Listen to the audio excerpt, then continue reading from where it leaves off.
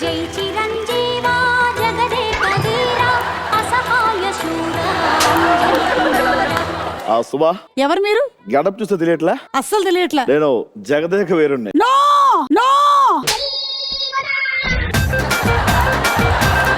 దీనికి ఇలా అయిపోతే విరాజితాకి ఒక సుందర క్యారెక్టర్ ఇచ్చి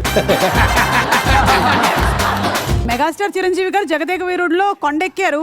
కొండ నీ మీదకి ఎక్కింది.